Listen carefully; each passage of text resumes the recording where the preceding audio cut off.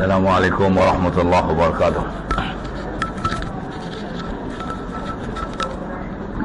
Bismillahirrahmanirrahim. Dia kena pegang dulu. Alhamdulillahirabbil alamin wassalatu wassalamu ala asyrafil mursalin sayyidina Muhammadin wa ala alihi wa sahbihi ajma'in. Subhanaka la ilma lana illa ma 'allamtana innaka antal alimul hakim.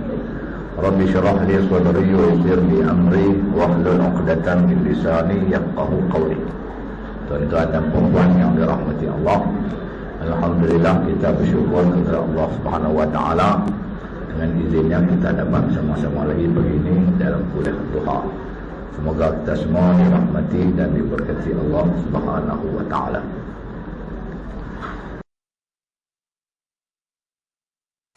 Kalau dalam konteks makan, hak utama-utama lah. Selesa sikit, tiga rasa. Hak utama, tak ada rasa. Betul lah, kalau nak makan lah, kan tiga rasa. Tu istimewa sikit. Ataupun macam ni lah. Keperluan utama tu, duduk makan di rumah. Dari di rumah pasal belanjaan tu. Sekali-sekala, hajat lebih sebenar sikit, pergilah makan shell out. Makan shell out. Jangan makan di shell petrol. Dia tak ada. Hadiah. Baju. Contoh baju. Tak. Daruriyah ni baju sekadar yang itu orang mau beli kencik tak apa. No.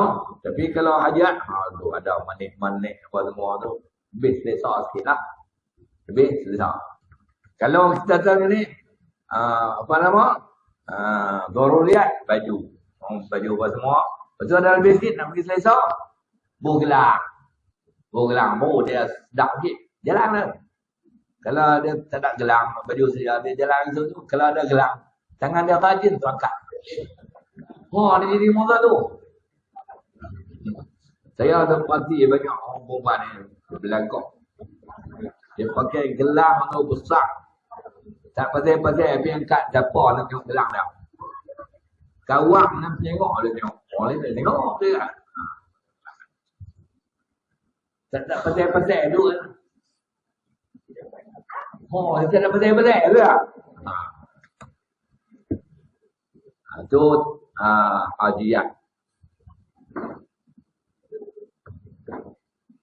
Perbelanjaan hajiat tidak boleh dilakukan kecuali perbelanjaan daruriyat telah ditunaikan. Kan dia ikut susunan. Tidak? Okay. Ada lebih? Dia pergi hajiat. Okay. Perbelanjaan tahsiliyat pula ialah perbelanjaan yang menjadikan kehidupan sangat selesa. Ini orang panggil luxury. Tu orang taman siwang ni luxury. Mewah lah. Accessory bodoh luxury. Sangat selesa. Dia tidak boleh dibelanjakan kecuali infak daruriyat dan infak hajiat telah didahulukan. Contoh kalau dia daruriyat dia perlu pada kereta. Dalam kereta tu boleh ada tiga benda. Boleh ada daruriyat, boleh ada hajiat, boleh ada tahsiliyat. Okay? Kalau daruriyat ni beli kereta yang ada steering. Tak ada steering kalau kan. Ada tayar, ada enjin, cermin boleh tutup, hujan turun lagi basah. Aircon pun ni, tu daruriyat. Tapi kalau duit lebih sikit, kereta tu nak bagi hajiat, bagi selesa sikit lah. Bagi selesa sikit. Sport ring. Sport ring. Lepas tu dia banyak yang nak pergi lebih selesa, bos sayap. Tu ada kereta orang bos sayap. Robang tu polis ikan tak dapat. Ya. Selain tiga garis pandang tersebut, infak ikut keutamaan juga berdasarkan pihak yang menerima infak. Atasnya untuk diri kita, pihak yang menerima infak pun kena tuntut ikut keutamaan. Ini bermakna ada pihak yang perlu diutamakan daripada pihak yang satu lagi. Sebagai contoh, sedekah kepada ahli keluarga yang miskin, dia utamakan daripada sedekah kepada orang miskin yang bukan ahli keluarga. Kelompok tu orang miskin tapi adik-beradik. Kelompok ni orang miskin tapi bukan adik-beradik. Kalau mampu bagi dua-dua, itu lebih baiklah. Tapi kita mampu bagi salah satu kan, maka utamakan adik-beradik. Itu lebih keutamaan ahli keluarga. Menjamu makan kepada orang miskin diutamakan daripada menjamu makan kepada orang kaya. Katalah ada nasi lemak 2 bungkus. Nasi lemak 2 bungkus. Depan kita ada orang miskin 2 orang. Orang kaya ada 2 orang. Boleh tak kita kata kat 4 orang tu, dalam nasi lemak ada 2 bungkus. Hampa beda orang setengah. Boleh buat tu? Boleh lah, tapi orang miskin tak kenyang. Boleh tak? Nasi lemak 2 bungkus, kata kat orang miskin, nak ambil 1 bungkus. Orang kaya kata, aku yang ada duit, pergi beli. Kata dia tu, amui hang kira apa tu? Bukan kira, tak cukup. Keutamaan tu. Contoh.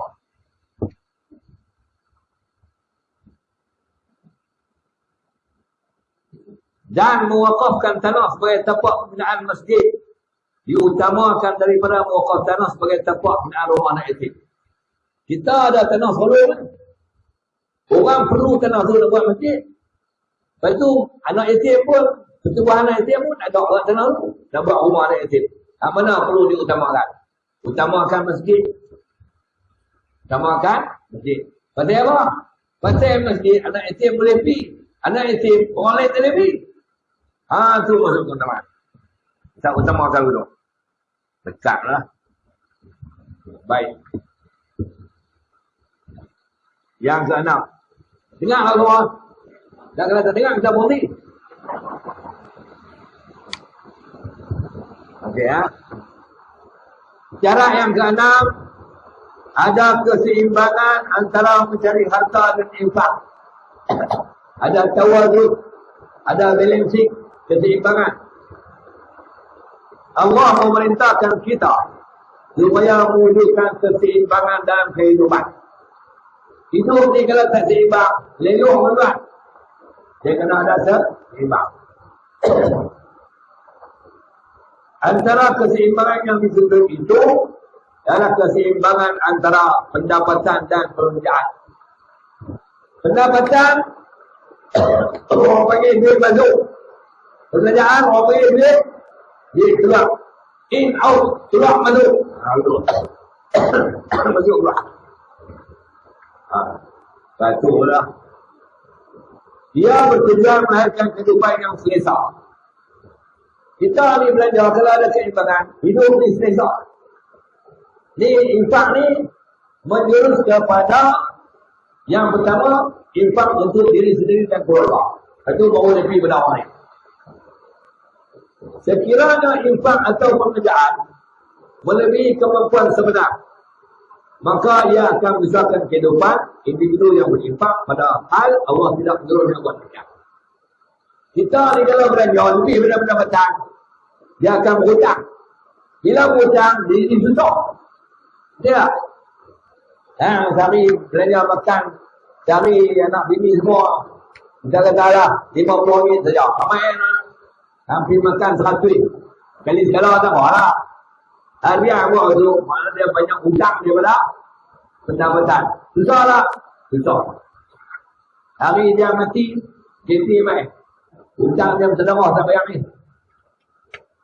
Jadi susah. Okey? Belanja lebih daripada pendapatan, salah. Okey.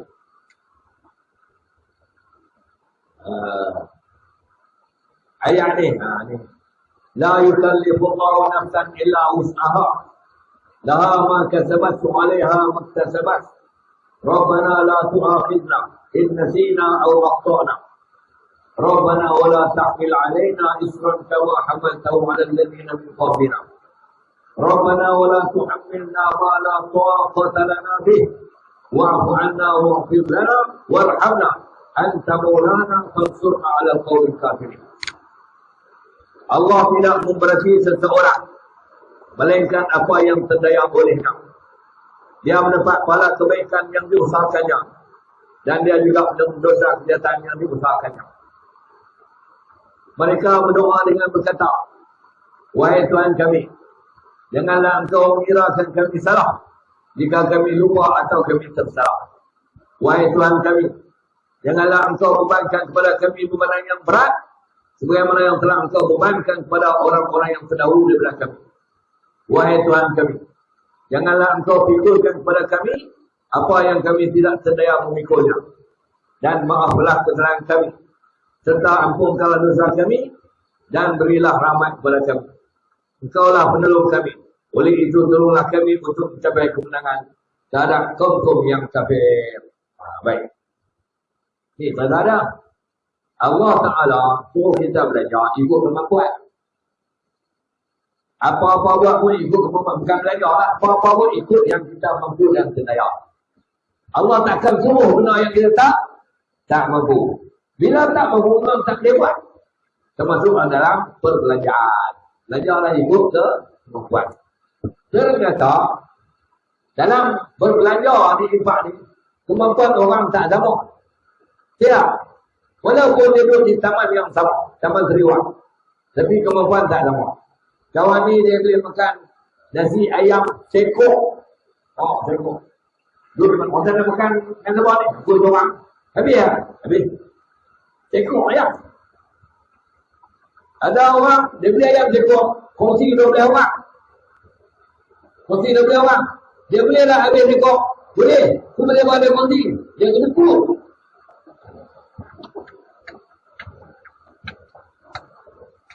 Dia tak mampu. Dia tak. Ni orang tak tahu. Tengok orang perempuan. Barang kemahiran. Kok. Ni nilai gelang di tangan kau ada berapa dia ni? Berapa dia nilai gelang ni? Orang RM1. Berapa dia? RM20,000.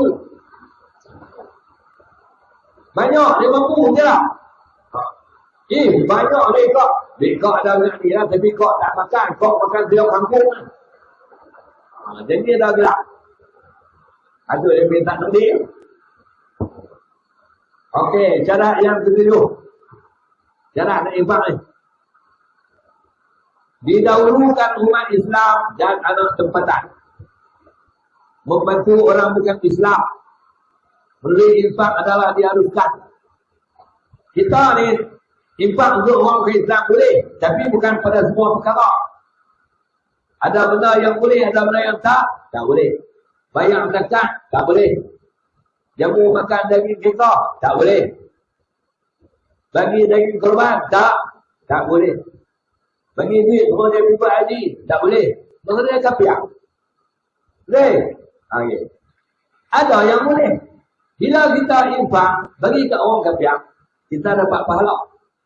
Dia boleh manfaat. Orang kapiak jiran sebelah. Kaki kukuh. Tak jalan tak boleh. Kita beli banyak. Beli kursi roda boleh tak? Boleh tak? Dapat pahala tak? Dapat. Dia susah. Apa nama? Laki dia mati yang kurang ni. Anak dia cacat 2 orang. Kita jiran. Kita bagi bantuan pula makan ada. Dapat pahala tak? Dapat. Okey ya.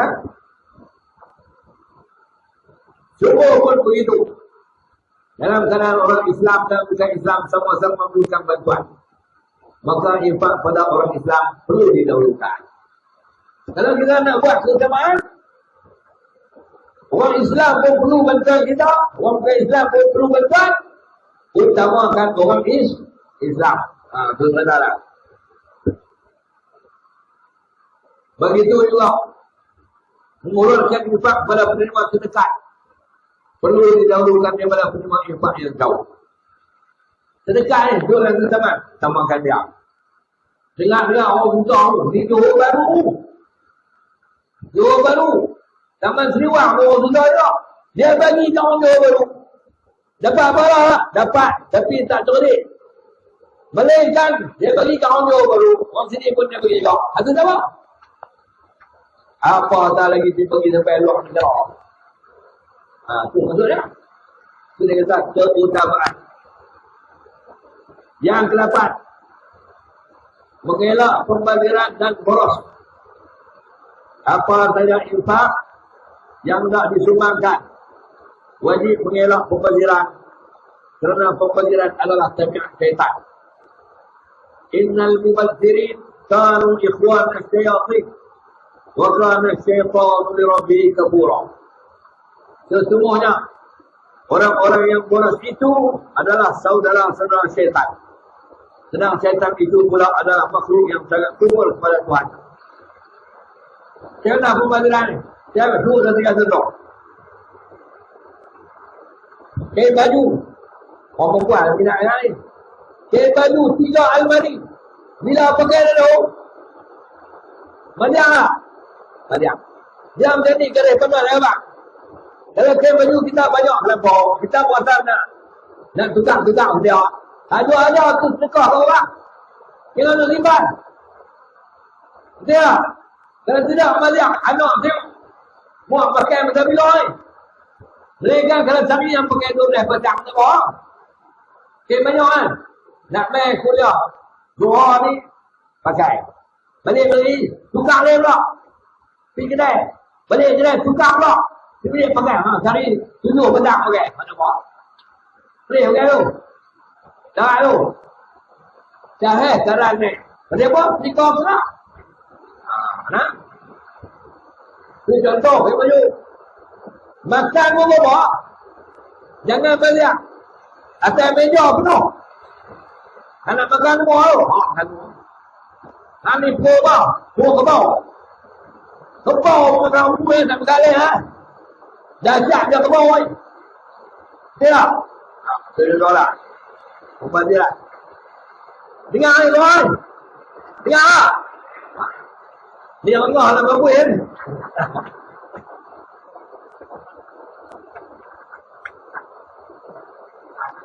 Ada apa-apa.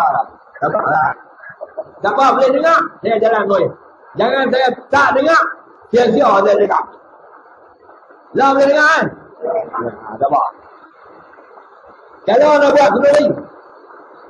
Kalau nak buat kenduri. Panggil orang 50 orang. Dia makan 1000. Dia makan 1000. Meliak tak? Meliak tak? Meliak. Kuat tak? Kuat. Betul tak? Yang ke-9. Bila kita rokok, dia betul. Bila kita rokok, semua dia betul. Bila betul, tak kena berhenti ni.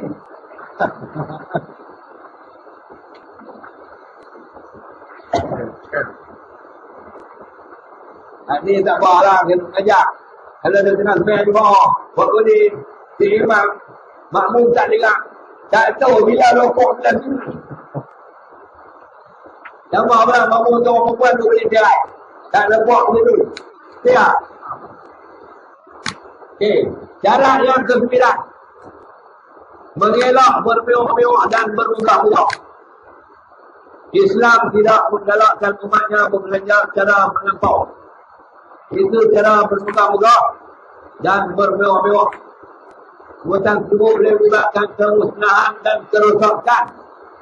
Musnah diri jauh, binatang.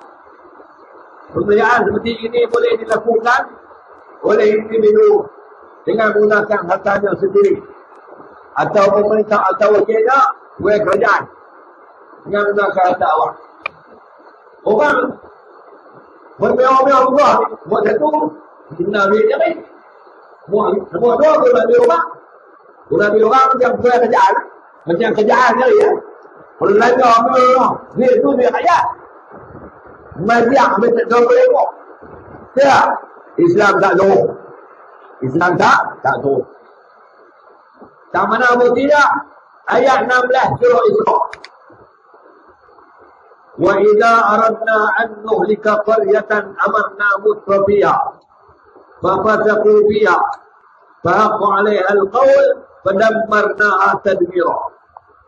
Dan apabila sampai tempoh kami nak membinasakan penduduk sesebuah negeri, kami perintahkan terlebih dahulu orang-orang yang melampau-lampau dengan kemewahan di antara mereka supaya taat, lalu mereka menderhaka dan melakukan maksiat padanya.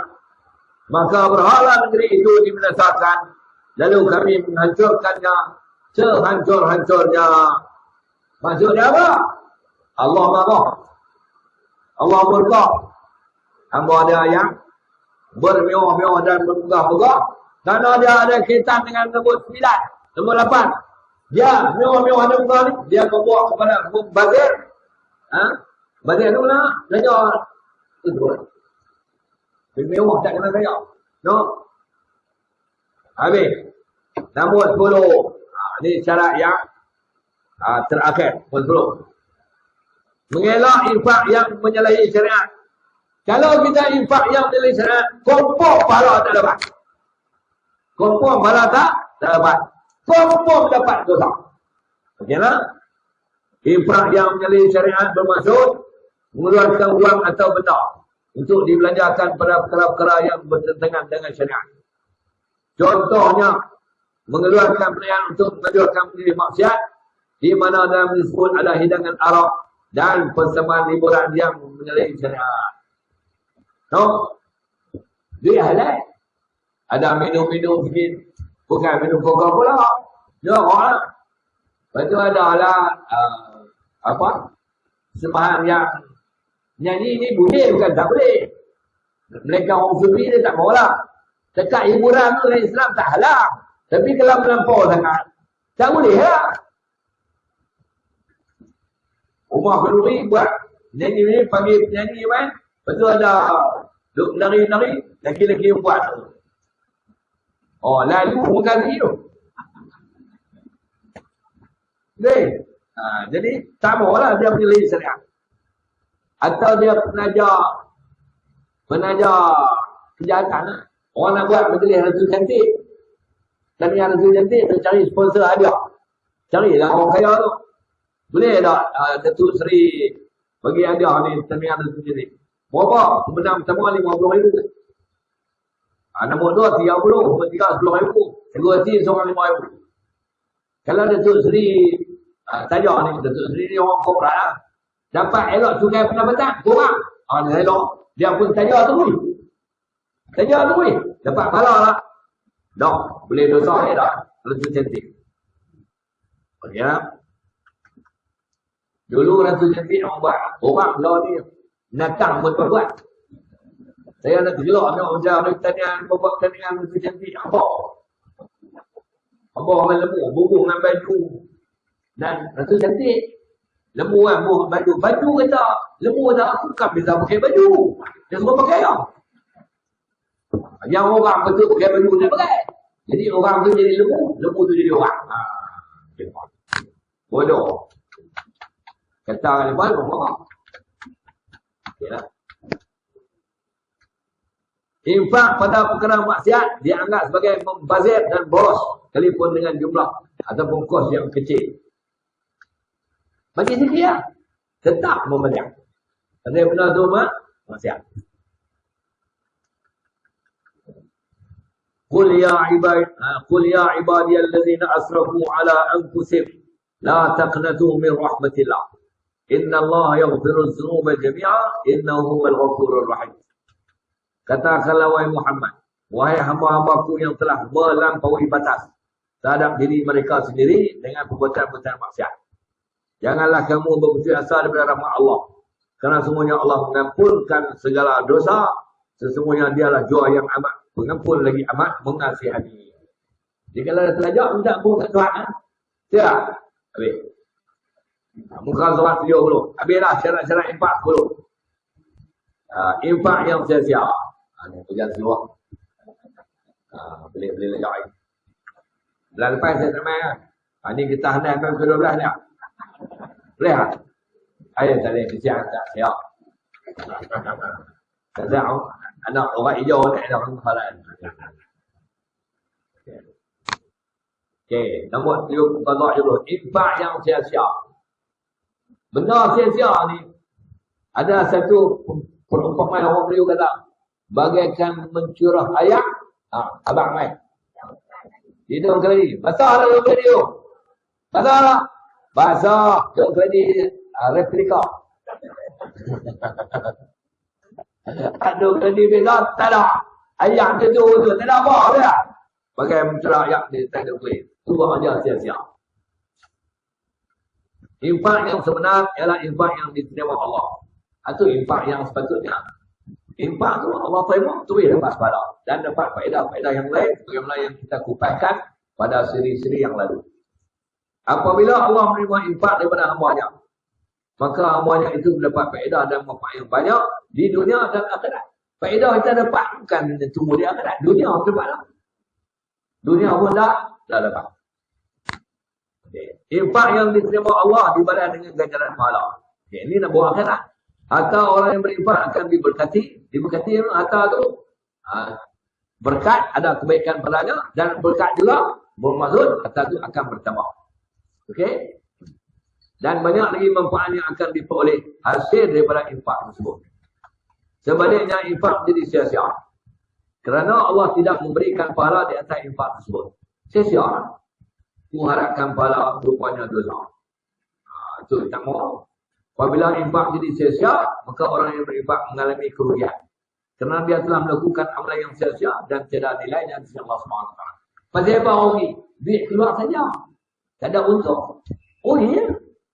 Harta tu bagi ke orang saja.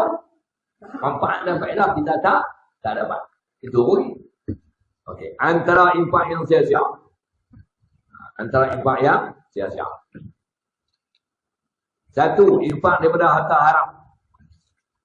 Harta haram jika diinfakkan untuk diri sendiri dan tanggungan, hukumnya tetap haram. Harta haram ni. Kalau kita guna untuk diri sendiri dan tanggungan kita, hukumnya tetap haram. Kena nak buat ekor. Ni kena nak buat ekor. Jamu anak bini makan sup ekor. Betul? Maka hukumnya adalah haram.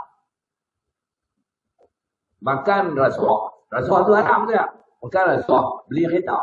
Haram tak? Haram. Makan rasuah, beli kereta. Haram. Duit rasuah banyak lagi, beli kereta kat bini sendiri. Haram tak? Haram je tak? Dua kali beli. Itu contohnya. Jadi duit haram ni, kalau kita guna untuk diri kita adalah haram. Guna untuk tanggungan pun adalah haram. Okey. Jika diinfak untuk tujuan zakat, sedekah, ini benar-benar yang disuruh oleh syarak kan.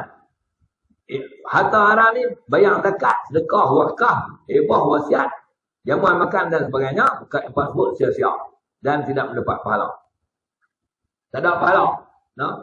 Okey. Ini kerana Allah hanya menerima infak daripada semua yang halal dan baik saja.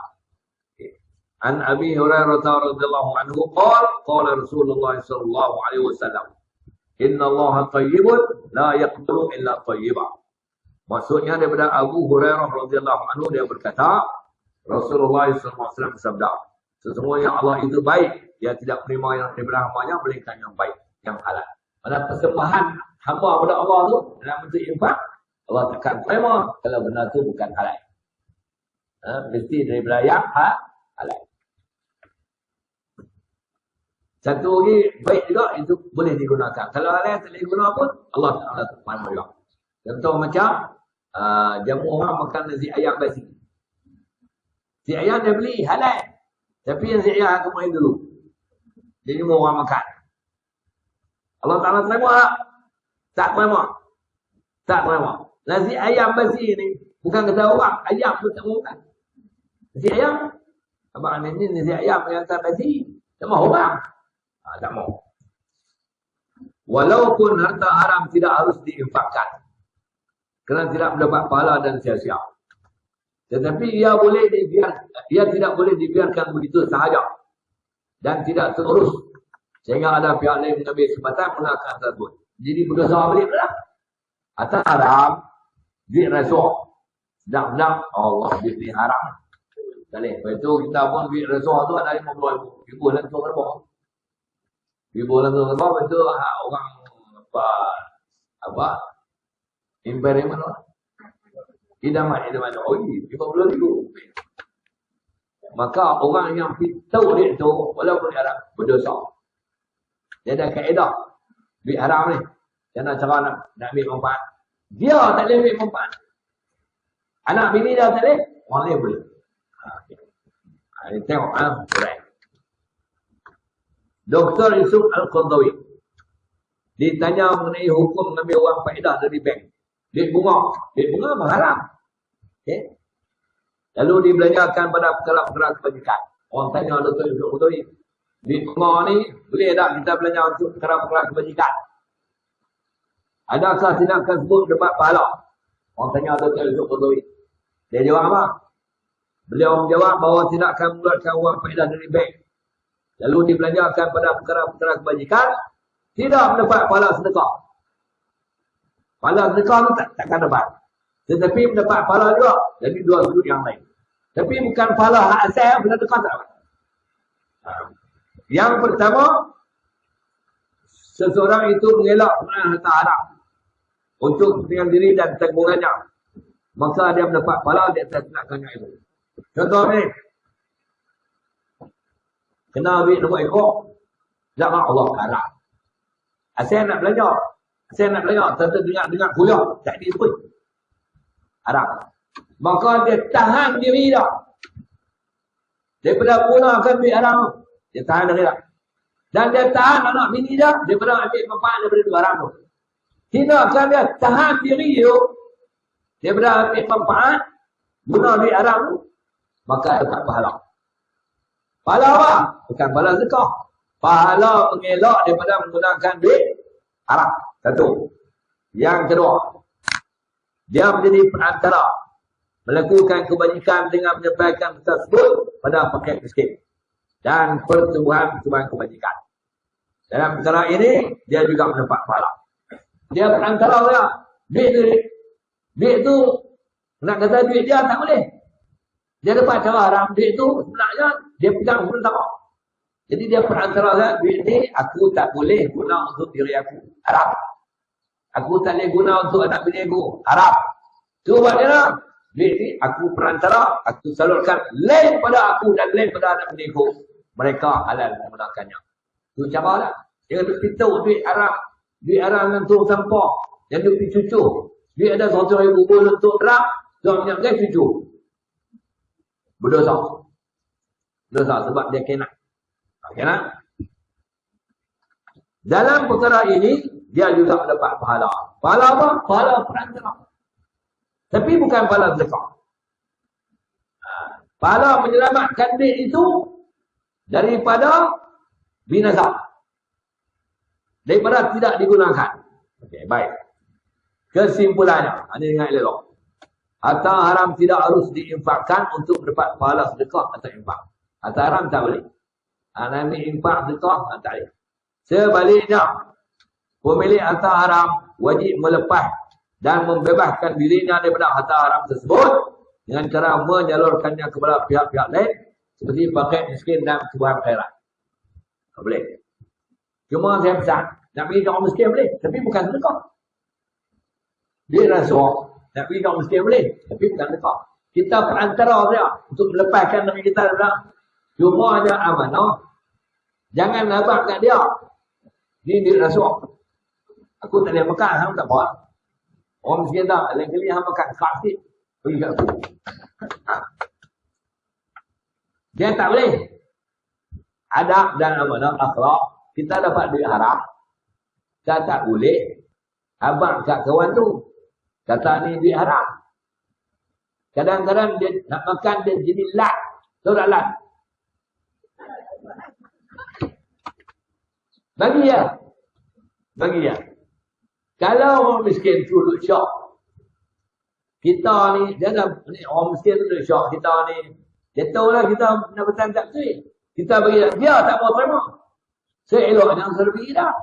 Cari orang miskin tak tahu. Bagi. Boleh. Tapi bukan sedekah. Bukan. Bagi tu kan. Ni yang benar ni. Ambil lah. Jamu dia makan apa? Tak salah. Kalau pada dia tak haram. Pada kita yang lepas tu adalah haram. Itu kaedah haram. Habis. Soalannya, adakah harta haram tersebut haram kepada pemiliknya dan tidak haram kepada pihak-pihak lain disebabkan keharusan mendermakan atau memberikannya kepada mereka? Orang tanya, oh kat aku haram, kat mereka dah. Betul lah dia tepat. Betul dia jangan jadi buat ni tak boleh lah. Ini jadi berdosa dia. Dua-dua sama makan rasuah. Dua-dua sama makan rasuah. Jadi pakai gila. Nak makan rasuah apa itu? Aku dapat 20,000. Banyak orang. Nak tak payah makan haram. Nak bagi kat aku. Nak bagi kat aku. Okay.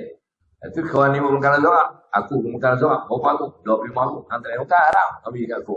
Itu 3 suku. Nah, lagu tu dia jadi berdosa balik sebab dia pahilah. Betul tak? Okay. Dr. Yusuf Qurtubi menjelaskan bahawa harta haram jika dinisbahkan kepada pemiliknya maka ia adalah kotor, lalu kepadanya adalah haram. Qurtubi kata harta haram ni kalau kekal kat orang yang dapat tu dia tetap haram sebab harta tu kotor. Harta tu kotor. Dia ada kata lagi, jika disebabkan kepada bukan pemiliknya, maka ia adalah baik dan elok. Lalu harus diberikan kepada pihak-pihak lain, seperti pakai miskin, badan kebajikan dan sebagainya. Nah, kalau berikan orang lain, dia tak haram. Itu kaedah haram. Bagilah pada pakai miskin, rumah anak yatim. Kecuali dia dah kata, macam masjid, dia rumah yang mulia, tak boleh harta yang haram dibagi untuk manfaat masjid. Jangan kena tinggal negeri pergi buat masjid. Tak boleh. Masjid dia sentuh rumah Allah. Dia tak layak. Ya? Hukum ini terpakai bagi harta haram yang dipolis secara haram atau menyalahi syarak. Harta tu asal dia halal. Tapi kita ambil dia cara haram. Maka untuk diri kita tak boleh. Tak boleh tak boleh. Untuk orang lain boleh. Okey. Adapun harta haram pada zatnya. Harta haram pada zatnya benar tu sendiri haram. Hang beli pun haram, hang rompak pun haram, dia haram. Seperti arak, babi, patung dan makanan yang diproses dalam bahan yang haram. Contoh makanan proses pada bahan yang haram ni, daging babi masak tu. Ketapi ataupun daging lembu, tapi lembu tak boleh. Lembu mampui. Sayang masak ni. Orang kata, tak lepas buat. Buat yang ni. Boleh. Lepas. Dia tidak haram. Dia tak haram. Hang nak ambil manfaat boleh. Orang lain pun tak boleh. Sebab dia haram. Zat dia tu haram. Okey, harta haram pada zatnya, arak, babi, patung dan makanan yang proses daripada bahan yang haram, tidak harus berikan pihak-pihak lain untuk dimanfaatkan. Pihak-pihak lain memanfaatkan ni maksud orang Islam. Macam babi tu, bolehlah bagi kat orang Cina. Jangan bunuh dia pula. Sebab mereka makan babi. Mereka makan babi. Pasal orang kafir ni dia halal haram tak pekat pada dia. Sebab tu orang kafir. Bila dia masuk Islam, hak yang lepas-lepas dia buat jahat zaman kafir tu, dia Allah tak ambil kira. Dia bersih balik. Janganlah. Dia ada babi. Dia bunuh boleh babi tu. Bukan begitu cara dah. Nah. Tapi macam awak tak boleh. Tapi orang kafir tak boleh sebab dia jadi melelok. Dadah tak boleh. Dia rosak akal. Betul tak? Itu saudara. Okey. Satu infak yang sia-sia. Apa dia? Iaitu infak daripada harta yang haram. Yang kedua. Infak yang sia-sia ni. Mengungkit dan menyakiti. Perbuatan mungkin menyebabkan pahala sedekah atau infak terbatal. Demikian juga menyakiti pihak yang telah menerima sedekah atau infak juga membatalkan pahala infak. Kita ada ungkit-ungkit orang. Tak sedang diri, hang tu boleh senang dulu, aku tolong, aku tak beri, hang tak jadi lu gelak. Habis pahala lepas-lepas. Betul? Lepas tu menyakiti pula. Dah tak apa hati dengan ungkit, tabuh dah. Maksud, besok, tabuh pergi mampu tu. Tak mampu pun tinggal punya orang. Pasal kita ada infak ada. Bagi dia sakit hati. Maka sia-sia.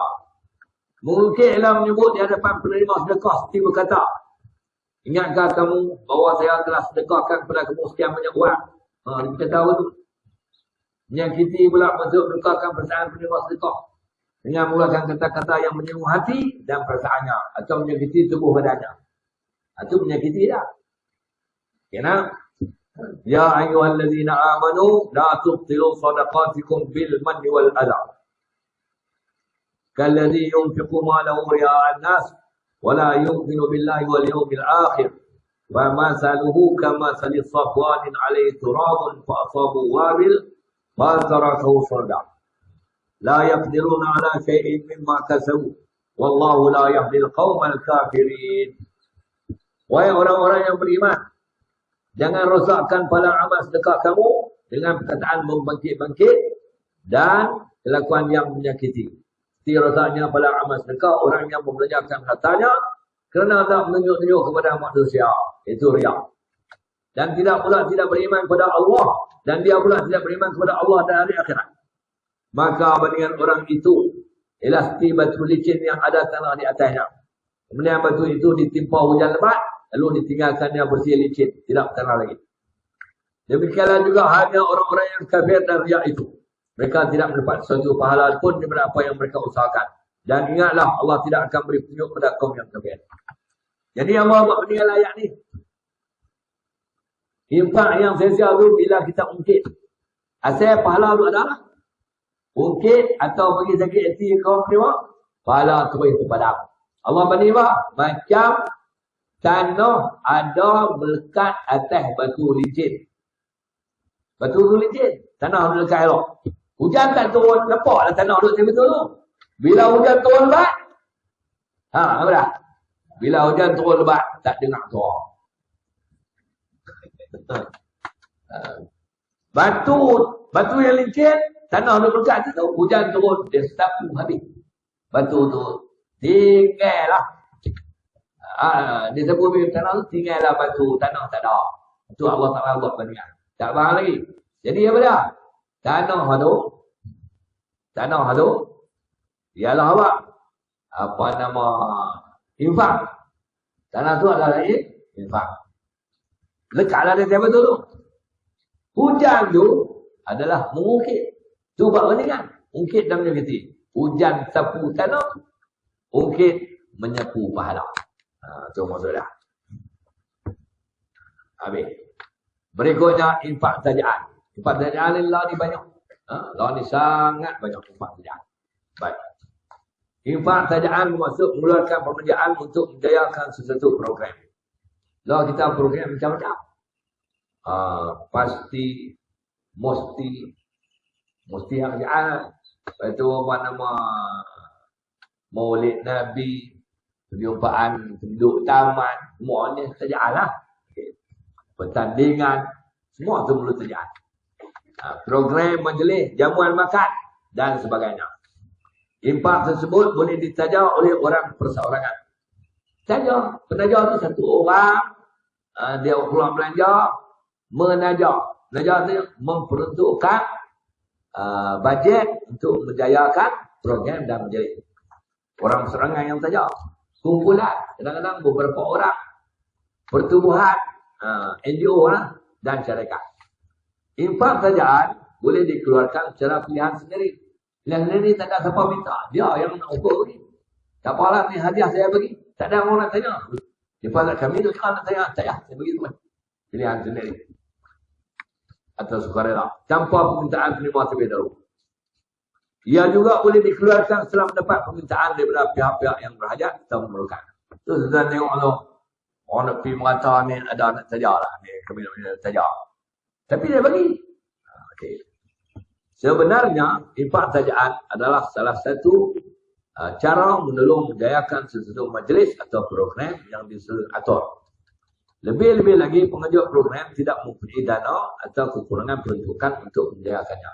Punca dari pengajar tu, saya dana tak cukup. Ataupun tak ada untuk. No? Dalam konteks ini, penaja atau penyumbang telah bekerjasama menjayakan majlis atau program yang diatur. Maksudnya apa? Kalau tak ada infak tajaan, program sangkut, tak boleh nak buat. Okay?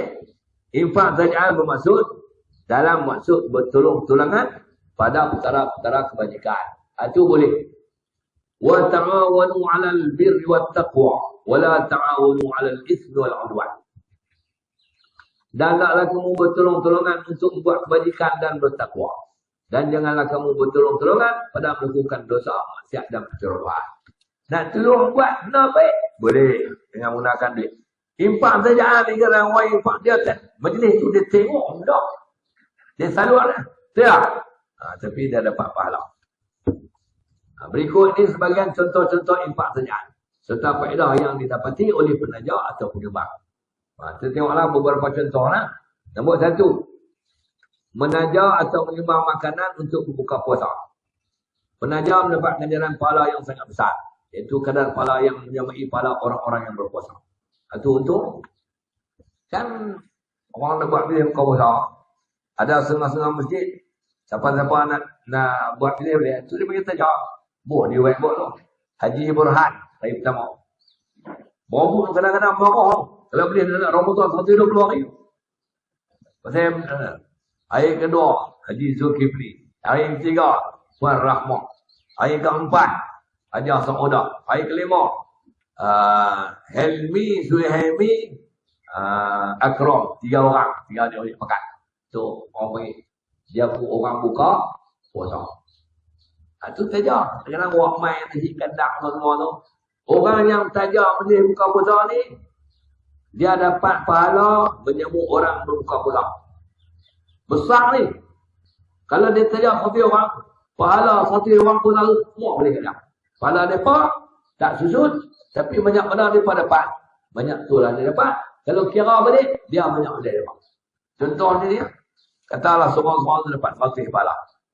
Kalau 10 orang, 1,000. 1 orang, 10,000. Contohlah, dia jemput orang tu buka puasa, pahala dapat 10,000. Masing-masing dapat 100. 100 orang tu, 10,000 dapat kadar. Dia puasa pula, dapat 100. 10,000 100. Banyak pahala. Banyak pahala. Orang lain dapat 100, dia 100. Lepas tu, jemput ada apa? 10,000 100. Kadang-kadang, dia dapat 10,000 saja. Pasal apa? Dia tak puasa. Ni dah lah. Ada orang tu, dia tak puasa, tapi dia jemput orang buka puasa. Ada. Berdosa. Dosa. Tak berdosa, dapat pahala. Orang perempuan tu dia main haid. Tak puasa, dia tak lah. Ada bucah. Jawab.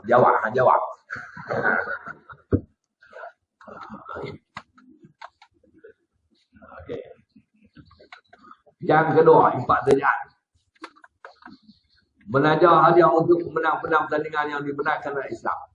Penajar mendapat pahala, kena beri hadiah atau pahala sedekah. Ya, pahala sedekah lah. Hadiah tu macam pahala sedekah lah. Pahala. Orang buat pertandingan tu, kadang-kadang tu, yang badan-badan Islam yang pasti buat tu, tak ada. Saya penajar. Pertandingan nasyid pasmah je lah. Penajar ni, macam mana saya bagi ada orang, belilah hadiah. Dapat pahala sedekah. No? Buat dia, menajar fikir haji dan umrah kepada individu terpilih. Menajar mendapat pahala infak fi sabilillah. Itu fi sabilillah. Ada tengok syarikat tu.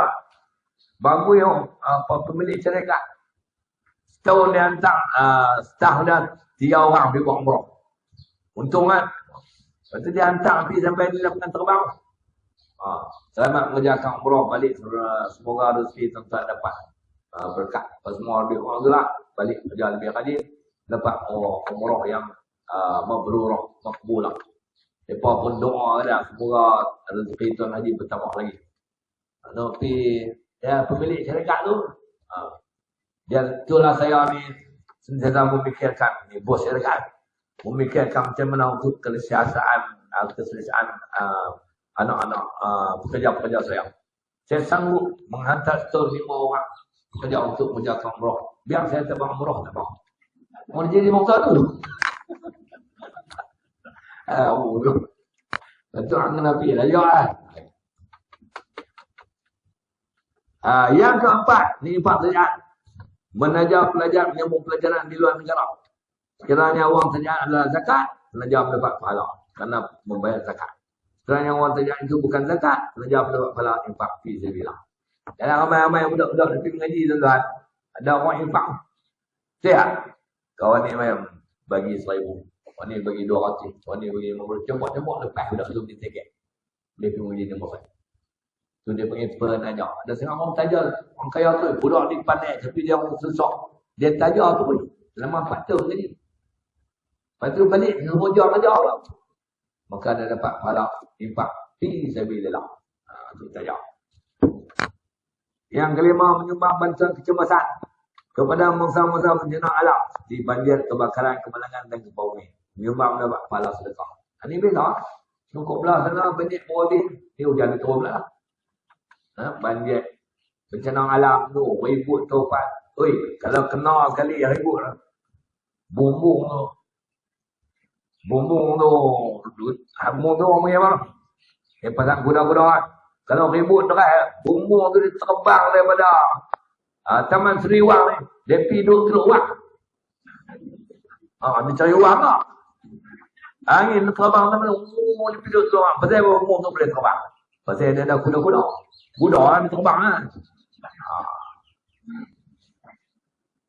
Lepas tu dia rumah-rumah tak ada. Nak cari duit pasal bila. Betul tak? Tiba-tiba ada orang main hembak. Ada orang belajar. Bagi-bagi. Boleh lah. Salih rumah-rumah. Tapi taklah macam yang terbang tu. Orang yang terima tak boleh lah. Dia cakap pandai. Ganti pun tak macam terbang. Yang terima tu lah cakap banyak. Okey. Kemalangan. Kita tengok orang kemalangan. Siang dia bawa tu. Yang kemalangan tu pula. Orang susah. Tak orang senang. Teruk apa semua. Impak bantu kemalangan. Tak sebenarnya bantu orang yang kemalangan tu. Anak bini dia teruk. Duduk di rumah. Punca dia cari makan. Yang accident tu. Kita pergi tolong anak bini dia. No? Tolonglah. Ni. Saya tahu lah suami accident teruk. Kami nak berkawan. Tak apa. Jangan besar hati. Suami duduk hospital. Suami tak apalah. Kerjaan dia makan. Duduk hospital lah. Dia mau kapal kaya tu. Tak apa. Ini tak apa dia bagilah sebulan 1,000. Mau dia tu adik. Tak apa. Dia teriak. Kami pakai telefon. Dan tak tahu tak. Ni tolong orang. Saya sedekah. Lepas tu apa 3 bulan tu bagi suami mati. Tak ada harapan anak ni. Ni tak tahu apa. Sama tak 14 10 hari saya main pulang.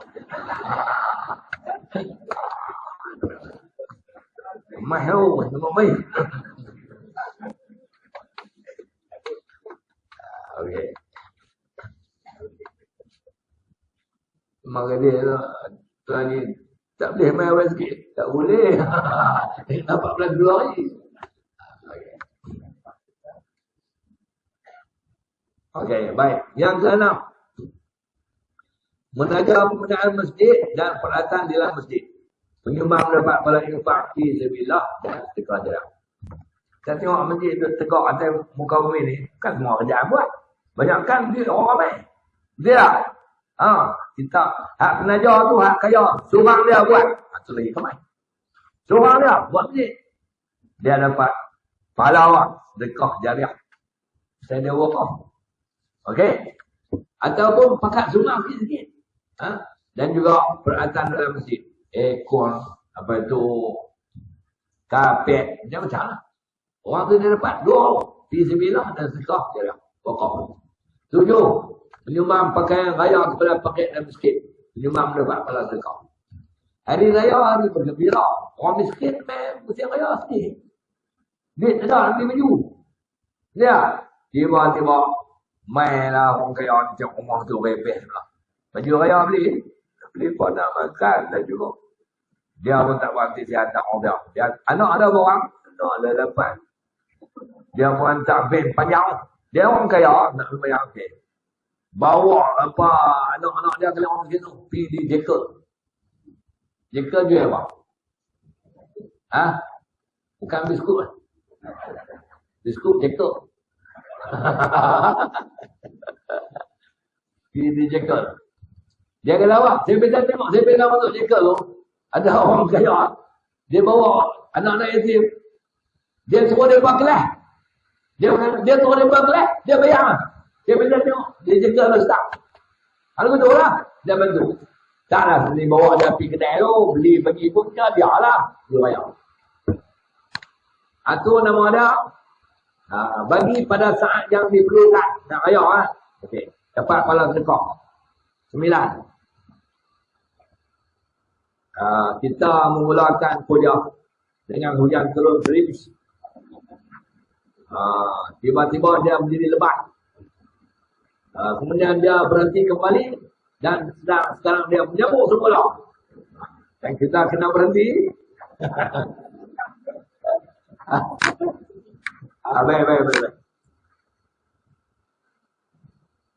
Yang ke-9. Yang ke-8. Menyumbang pakaian sekolah kepada pelajar-pelajar miskin. Menyumbang mendapat pahala sedekah. Budak-budak miskin ni tak nak budak-budak kaya. Pergi sekolah baju teruk. Zee. Ingat. Sebelah ni tak ada lah. Tak beli. Tengok miskin betul. Memang baju cari. Kita pergi bagi baju sekolah. Kalau akan sekolah. Seronok budak-budak lu. Dapat pahala sedekah. Yang ke-9. Menyumbang naskah Al-Quran kepada masjid. Menyumbang dapat pahala wakaf atau sedekah jariah. Dalam masjid ni, antara benda yang kena ada untuk benar orang buat ibadat adalah Quran. Pasal orang duduk masjid, ada orang yang ambil Quran tu baca. Biasanya Quran ada masjid, bukan masjid beli. Ada orang wakaf. Ada orang wakaf. Jadi kita boleh wakaf Quran. Tapi kalau nak wakaf Quran, nak bagi orang baca, beli yang mahal. Orang pun dia mengelas tu. Kalau beli yang kertas beza-beza tu. Tak lah tu dia ambil air tu. Jadi kita kalau nak wakaf Quran, nak bagi orang baca, beli air elok. Beli air elok. Mereka kata pula, dah ni orang suka baca Quran dan telefon. Wakaf telefon. Boleh. Itu dapat pahala awal kalau kita buat Quran masjid. Dapat pahala awal. Sedekah jariah. Pasal apa sedekah jariah? Pasal dia wakaf. Okey. Yang ke-10. Menyumbang barang-barang keperluan harian pada rumah anak yatim. Menyumbang mendapat pahala sedekah. Anak yatim ni maksud anak yatim yang susah. Sebab anak yatim ada dua jenis. Hak jenis pok mati yang kata banyak. Atau anak yatim kaya. Ini yang pok tak tinggal boy. Itu anak miskin yang miskin. Dia pun pindah rumah anak yatim pula.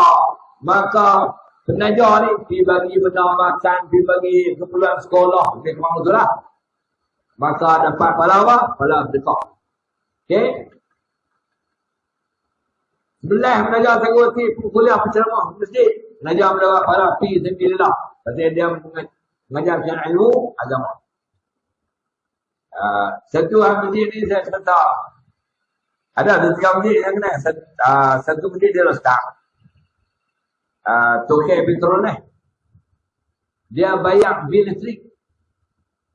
Dia pesanlah kepada si imam masjid tu, bil listrik jangan bayar. Mai bagi kat dia.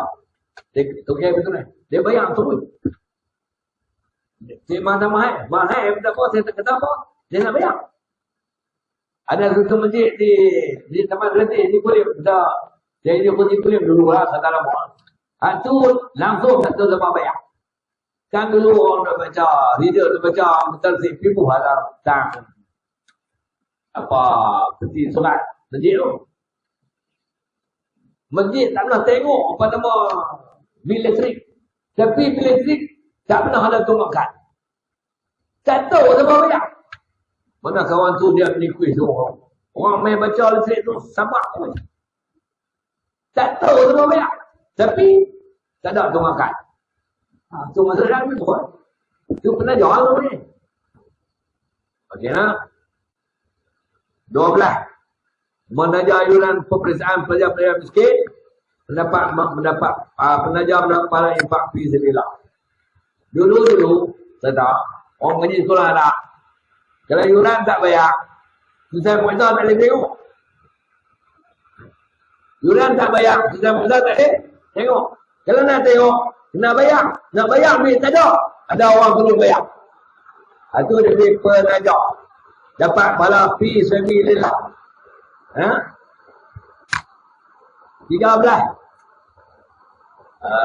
Menyumbang bil jenazah untuk kegunaan masyarakat Islam di sesuatu tempat. Penyumbang mendapat pahala sedekah jariah. Bil jenazah. Orang boleh bayar banyak. Bil jenazah ni ada berikat lagi depan tadi. Ada yang bil rakyat bagi. Ada yang tabung haji bagi. Ada yang orang kaya bagi. Ada yang pakat budi bilik. Hak meh nyeri tak ada. Hak ben ni lah meh nyeri tak ada. Dia tak bosa masjid meh suruh saya tengok ben je lah baru. Tengok siapa pergi, tak tahu. Tak tahu, ben kata saya meh nyeri. Tak ada. Ada, mesti ada belajar. Tidak. Dapat pahala. Itu pahala sedekah jariah. Lama mana ben tu boleh digunakan, penyumbang dia dapat pahala. Walaupun dia dah mati. 14. Menyumbang hipnosis hemodialisis untuk gunaan sakit buah pinggang. Menyumbang mendapat pahala sedekah jariah. Lah ni sakit macam-macam. Dulu-dulu kan tak ada orang sakit buah pinggang. Dulu dah tak ada sama rawatan. Biar mati tu. Lah dia kena perkembangan kemarin. Teknologi kesihatan tu tinggi. Sama rawat. Salah satu caranya orang sakit buah pinggang ni cuci darah. Hemodialisis. Mesin tu mahal. Mesin tu mahal. Nak pergi yang sekitar tak cukup. Tiba-tiba ada orang sumbang. Boleh di pusat hemodialisis. Tak pernah tak kira lah. Dapat pahala. Pahala apa? Sedekah jariah. Lama mana mesin tu elok masih boleh digunakan, penyumbangnya akan terus mendapat pahala walaupun dia dah mati. 15. Menyumbang mesin water cooler untuk diwakafkan di masjid. Penyumbang mendapat pahala wakaf atau sedekah jariah. Kan di masjid tu ada selang paku water cooler tu. Masuk sebelum masuk masjid. Pijak lagi ayat berat buh tu. Okay? Itu baru masuk bayang duit. Oh, syuk untuk nak abang. Kena ayam tu. Tambah kalau putih air. Lagi kemah kan. Dia dapat pahala apa tu? Sedekah jariah. Okey tak? Saya sejak tua saya biar. Kita ingat kita tangguh tak? Tengok ke bulan depan tak? No? Ada soalan tak?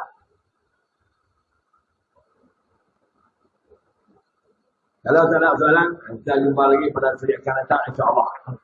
Bismillahirrahmanirrahim. Alhamdulillahirabbil alamin wassalatu wassalamu ala asyrafil mursalin wa ala alihi washabihi ajma'in. Allahumma anfa'na bima 'allamtana wa 'allimna ma yanfa'una warzuqna 'ilman yanfa'una zidna 'ilma. Alhamdulillah ala kulli halin wa na'udzubika min halin nar. Allahumma ij'alna min alladhina yastami'una al-qawla fayattabi'una ahsanah. Sallallahu ala sayyidina Muhammad wa ala alihi washabihi ajma'in. Alhamdulillahirabbil alamin.